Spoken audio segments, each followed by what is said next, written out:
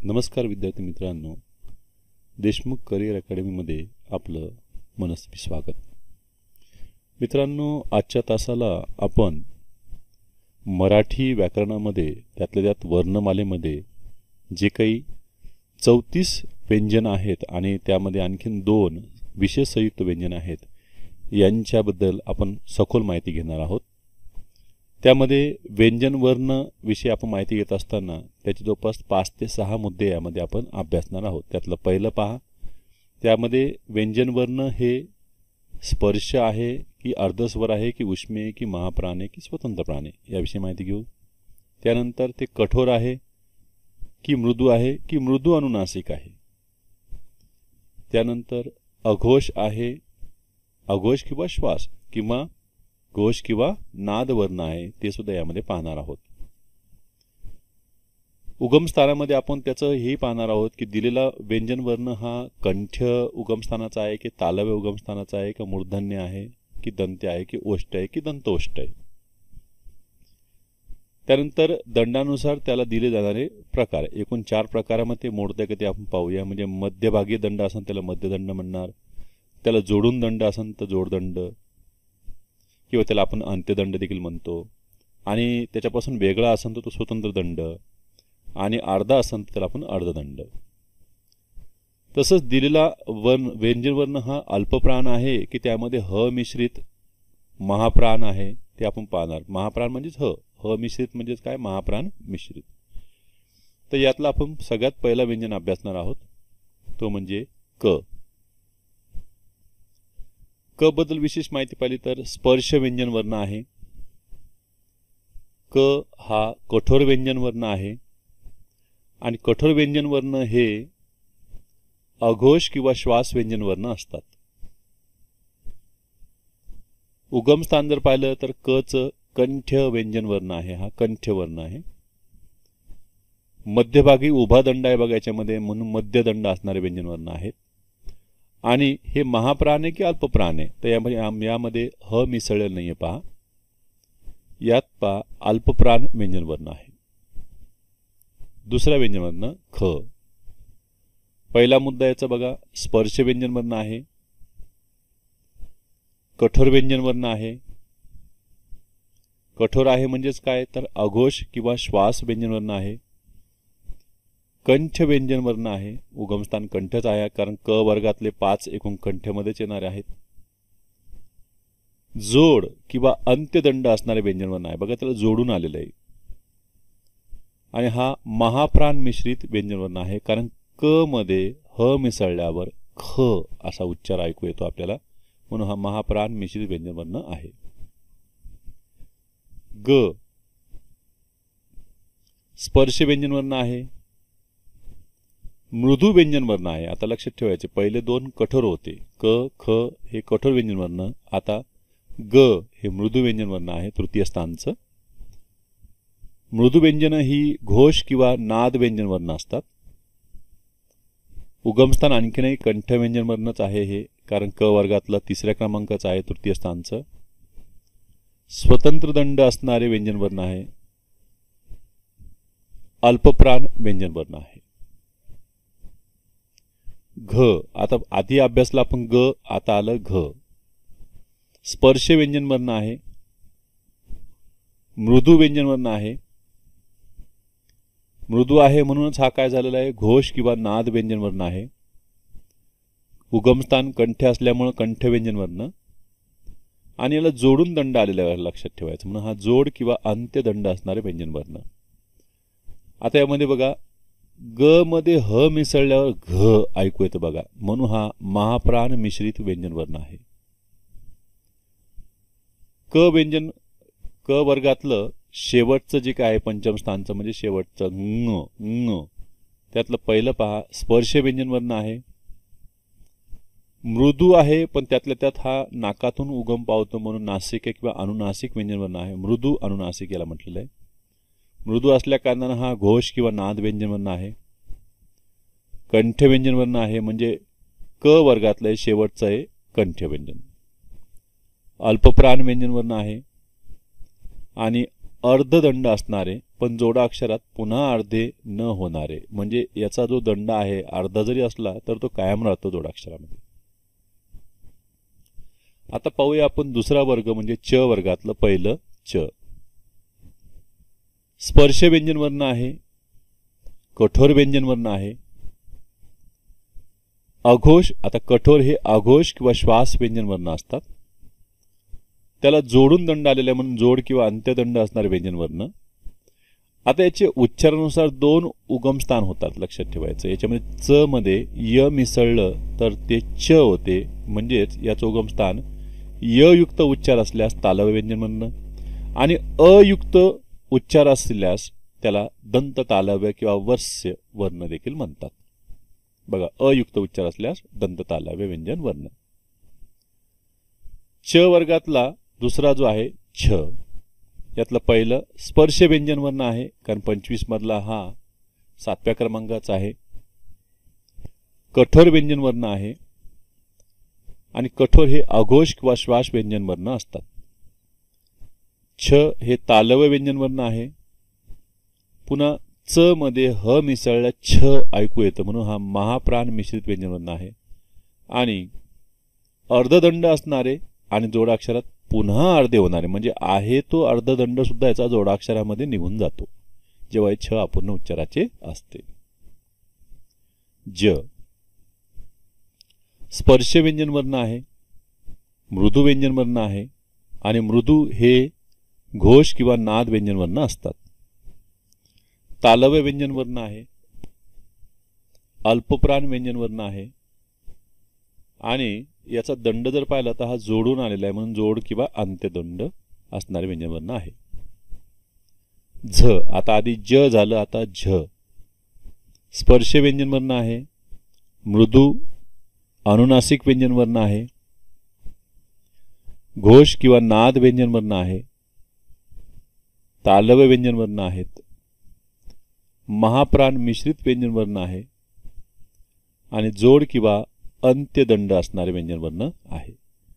आता यात मित्रांनो लक्षात ठेवायचं की च, छ, ज, झ ह्या चौघांचे य मिश्रित असले तर ते तालव्य व्यंजन वर्ण असतात आणि अमिश्रित असले तर ते दंत तालव्य वर्ण असतात. च वर्गातला शेवटचा ञ, पहिलं स्पर्श व्यंजन वर्ण आहे, मृदू अनुनासिक व्यंजन वर्ण आहे, घोष किंवा नाद व्यंजन वर्ण आहे, तालव्य व्यंजन वर्ण आहे, अल्पप्राण व्यंजन वर्ण आहे आणि शेवटचं जोड किंवा अंत्यदंड असणारे व्यंजन वर्ण आहे. आता ट वर्गाविषयी आपण पाहणार आहोत. ट वर्ग हा पूर्ण मूर्धन्य उगमस्थानाचा आहे, लक्षात ठेवायचं. ट मधलं पहिलं ट स्पर्श व्यंजन वर्ण आहे, कठोर व्यंजन वर्ण आहे आणि जे कठोर असतात ते अघोष किंवा श्वास व्यंजन वर्ण असतात. मूर्धन्य व्यंजन वर्ण आहे, उगमस्थान मूर्धन्य लक्षात ठेवायचं, मध्यभागी जीभ लागती टाळूच्या. अल्पप्राण व्यंजन वर्ण आहे आणि अर्धदंड असणारे पण जोडाक्षरात पुन्हा अर्धे न होणारे. थोडक्यामध्ये याचं जे काही अर्धदंड राहिलेला आहे वरच्या साईडला तो पुन्हा जोडाक्षरात कायम राहतो. ठ स्पर्श व्यंजन वर्ण आहे, कठोर व्यंजन वर्ण आहे. ट, ठ प्रथम द्वितीय हे कठोर असतात आणि जे कठोर असतात तेच अघोष किंवा श्वास व्यंजन वर्ण असतात. मूर्धन्य व्यंजन वर्ण आहे, महाप्राण मिश्रित व्यंजन वर्ण आहे, कारण ट मध्ये ह मिसळल्या ठ ऐकू येते. बघा, ट ठ ट ठ अर्धदंड असणारे पण जोडाक्षरात पुन्हा अर्धे न होणारे. तिसऱ्या क्रमांकाचं बघा ड स्पर्श व्यंजन वर्ण आहे, मृदू व्यंजन वर्ण आहे आणि जे मृदू असतात ते घोष किंवा नाद व्यंजन वर्ण असतात. उगमस्थान मूर्धन्य व्यंजन वर्ण आहे, अल्पप्राण व्यंजन वर्ण आहे आणि अर्धदंड असणारे पण जोडाक्षरात पुन्हा अर्धे न होणारे. ढ स्पर्श व्यंजन वर्ण आहे, मृदू व्यंजन वर्ण आहे, मृदू असल्या कारणाने घोष किंवा नाद व्यंजन वर्ण आहेत. मूर्धन्य उगमस्थान असल्यामुळे मूर्धन्य व्यंजन वर्ण आहेत. महाप्राण मिश्रित व्यंजन वर्ण आहेत. कारण ड मध्ये ह मिसळल्या ढ ऐकू येते. पुन्हा अर्धदंड असणारे आहे, पण जोडाक्षरात पुन्हा अर्धे होत नाही. आता ट वर्गातला शेवटचा पाहूया आपण, पंचम स्थानचा, तो म्हणजे न. आता याला आपण बाणाचा न म्हणून बरेच जण उल्लेख करतात. स्पर्श व्यंजन वर्ण आहे, मृदू अनुनासिक व्यंजन वर्ण आहे. मृदू असल्या कारणानं घोष किंवा नाद व्यंजन वर्ण आहेत. मूर्धन्य व्यंजन वर्ण आहेत. अल्प व्यंजन वर्ण आहे. आणि शेवटचं स्वतंत्र दंड असणारे व्यंजन वर्ण आहे. म्हणजे आतापर्यंत स्वतंत्र दंड असणारे दोन आपल्या अभ्यासात आले. एक क वर्गातलं तृतीय स्थानचं ग होते आणि ट वर्गातलं पंचम किंवा शेवटच्या स्थानचं न, ज्याला आपण बाणाचं न म्हणतो. म्हणजे आता पण दोन झाले. त वर्गाविषयी आपण माहिती पाहूया. आता त हा दंत्य आहे, त्यातलं पहिलं त. स्पर्श व्यंजन वर्ण आहे, कठोर व्यंजन वर्ण आहे. आणि जे कठोर असतात ते अघोष किंवा श्वास व्यंजन वर्ण असतात. दंत्य व्यंजन वर्ण आहे. बघा त म्हणताना जिभेचा शेंडा दाताला लागतोय बघा, दंत्य व्यंजन वर्ण. अल्पप्राण व्यंजन वर्ण आहे आणि जोड किंवा अंत्यदंड असणारे व्यंजन वर्ण आहे. त वर्गातला दुसरा आहे थ. स्पर्श व्यंजन, कठोर व्यंजन वर्ण आहे आणि कठोर जे असतात ते अघोष किंवा श्वास व्यंजन वर्ण असतात. दंत्य व्यंजन वर्ण त्याचं उगमस्थान झालंय. महाप्राण मिश्रित व्यंजन वर्ण आहे, कारण त मध्ये ह मिसळ आहे बघा, त थ त थ त थ ऐकू येतं बघा ह आपल्याला शेवटी. जोड किंवा अंत्यदंड असणारे व्यंजन वर्ण. तिसऱ्या क्रमांकाचं बघा द. स्पर्श व्यंजन वर्ण आहे, मृदू व्यंजन वर्ण आहे, घोष किंवा नाद व्यंजन वर्ण आहे, दंत्य व्यंजन वर्ण आहे, अल्पप्राण व्यंजन वर्ण आहे आणि अर्धदंड असणारे पण जोडाक्षरात पुन्हा अर्धे न होणारे, म्हणजे द चा वरचा दंड टिकून राहतो. ध. स्पर्श व्यंजन वर्ण आहे, मृदू व्यंजन वर्ण असल्या कारणानं हे घोष किंवा नाद व्यंजन वर्ण होणार. दंत्य व्यंजन वर्ण आहेत. महाप्राण मिश्रित व्यंजन वर्ण आहे, कारण द मध्ये ह मिसळल्या ध द ध. जोड किंवा अंत्यदंड असणारे व्यंजन वर्ण आहे. त वर्गातला शेवटचा जो नासिक्य आहे न, नळाचं न आपण म्हणतो त्याला. स्पर्श व्यंजन वर्ण आहे, मृदू अनुनासिक व्यंजन वर्ण आहे, घोष किंवा नाद व्यंजन वर्ण आहे, दंत्य व्यंजन वर्ण आहे, अल्पप्राण व्यंजन वर्ण आहे आणि याचा दंड जोडून असल्या कारणानं हे जोड किंवा अंत्यदंड असणारे व्यंजन वर्ण आहे. शेवटचा जो वर्ग आहे प वर्ग. प वर्गातला पहिला प. स्पर्श व्यंजन वर्ण आहे, कठोर व्यंजन वर्ण आहे आणि कठोर असल्या कारणानं हे अघोष किंवा श्वास व्यंजन वर्ण आहेत. प म्हणताना बघा दोन्ही होठ एकमेकाला स्पर्श करतात म्हणून हे ओष्ठ व्यंजन वर्ण आहे. अल्पप्राण व्यंजन वर्ण आहे आणि जोड किंवा अंत्यदंड असणारे व्यंजन वर्ण आहे. प वर्गातला दुसऱ्या क्रमांकाचा आहे फ. फ मध्ये बघा मध्यभागी तुम्हाला दंड दिसतोय. पहिलं स्पर्श व्यंजन वर्ण आहे, कठोर व्यंजन वर्ण आहे, कठोर असल्या कारणानं अघोष किंवा श्वास व्यंजन वर्ण आहेत. ओष्ठ व्यंजन वर्ण आहे, महाप्राण मिश्रित व्यंजन वर्ण, यासाठी की प मध्ये ह मिसळ बघा, प फ प फ. मध्यदंड असणारे व्यंजन वर्ण आहे.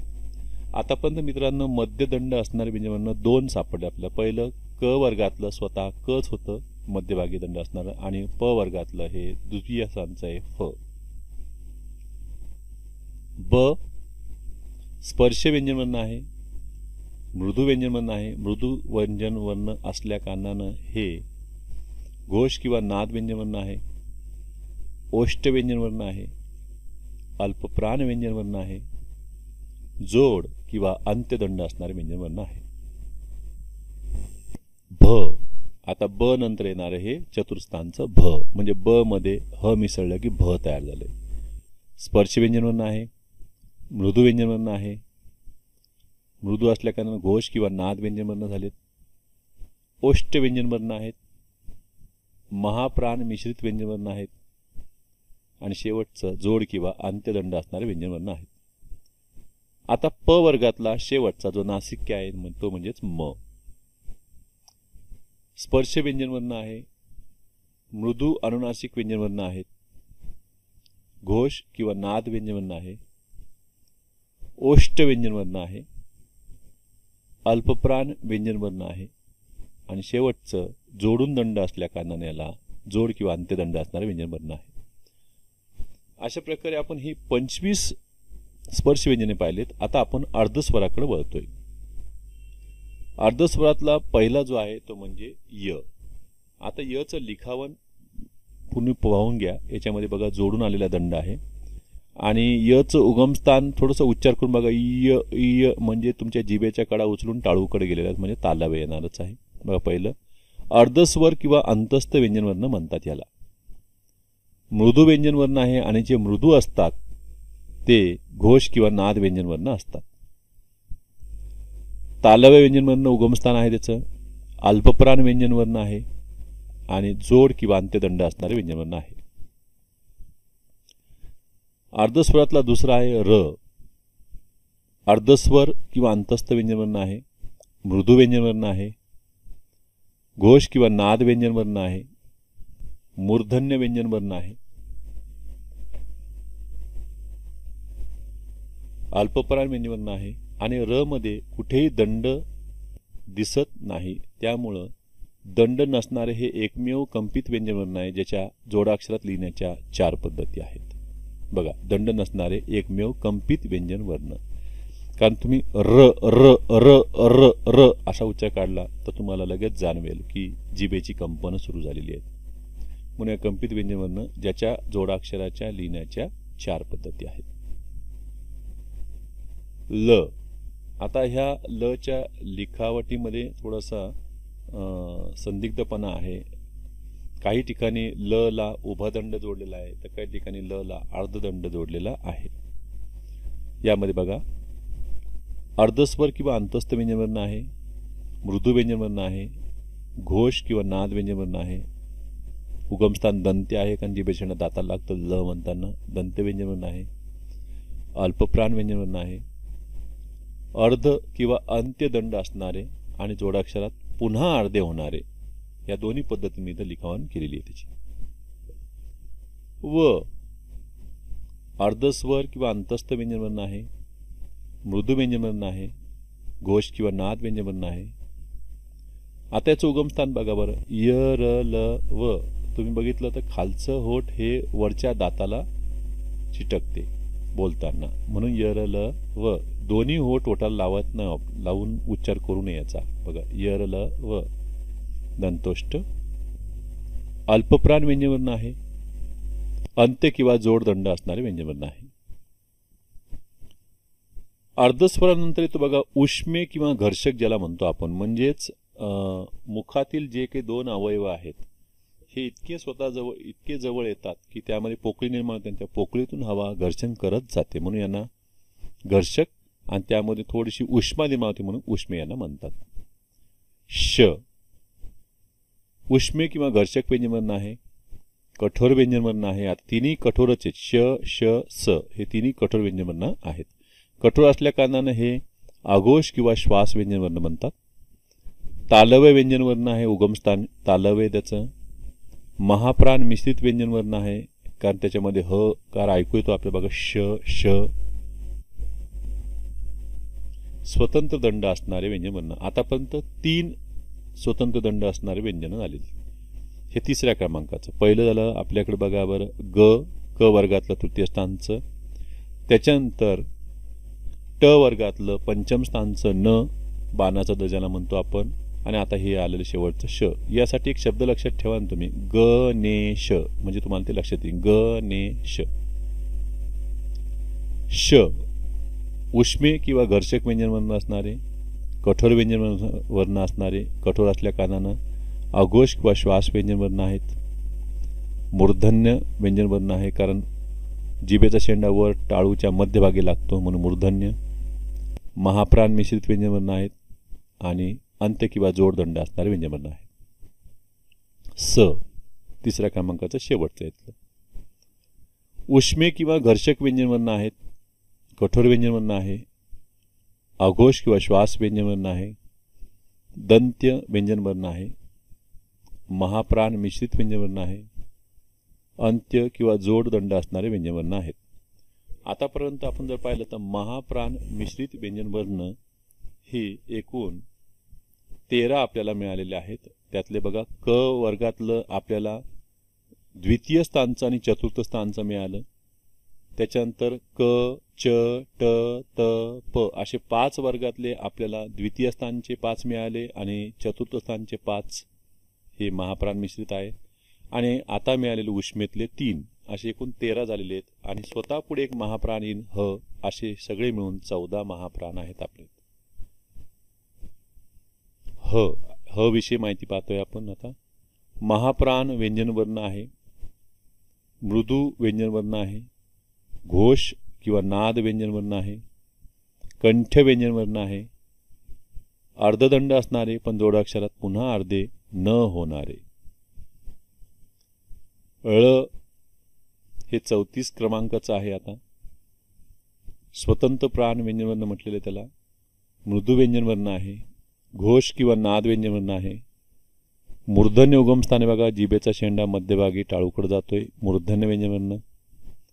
अर्धदंड असणारे आणि जोडाक्षरात पुन्हा अर्धे होणारे, म्हणजे याच्यातला असलेला जो अर्धदंड आहे तो सुद्धा जोडाक्षरात निघून जातो. विशेष संयुक्त व्यंजनाविषयी आपण माहिती घेताना त्यातलं पहिले बघा क्ष. आता उच्चार करताना बघा क्ष म्हणतानाच तुम्हाला क आणि श ऐकू येते बघा. विशेष संयुक्त व्यंजनवर्ण आहे हे.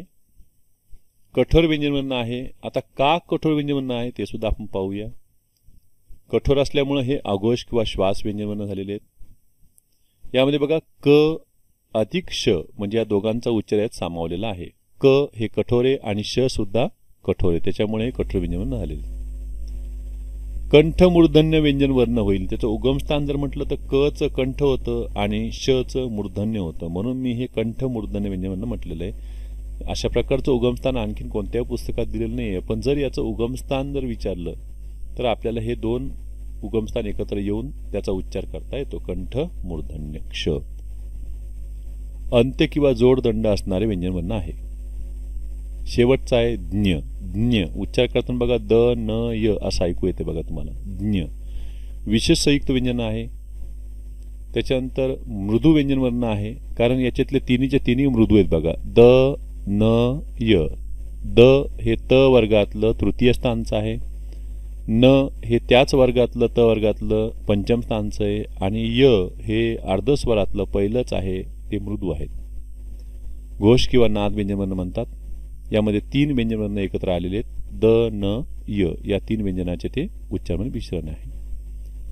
उगमस्थान जर ठरवायचं ठरवलं तर द आणि न चं जर एकदाच आपण दंत लिहिलं आणि य चं जर तालव्य लिहिलं तर दंत तालव्य असं उगमस्थान आपल्याला च वर्गात मध्ये सुद्धा आढळतं, लक्षात ठेवायचं. त्याच्यामुळे याच्यामध्ये द आणि न ह्या दोघांसाठी मी स्वतंत्र दंत दंत लिहिलेलं आहे आणि दंत तालव्य व्यंजनवर्ण होतो. दंत दंत तालव्य व्यंजनवर्ण उगमस्थान असं कुठल्याही पुस्तकात दिलेलं नाहीये.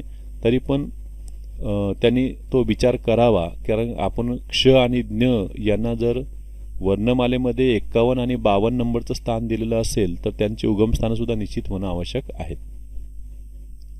अंत्य किंवा जोडदंड असणारे व्यंजनवर्ण देखील आहे. तर मित्रांनो, अशा प्रकारे आपण आज एकूण 36 व्यंजनवर्णांचा अभ्यास केला आहे. आपल्याला हा व्हिडिओ आवडला असेल तर मित्रांना शेअर करा, चॅनलला सबस्क्राईब करा. धन्यवाद मित्रांनो.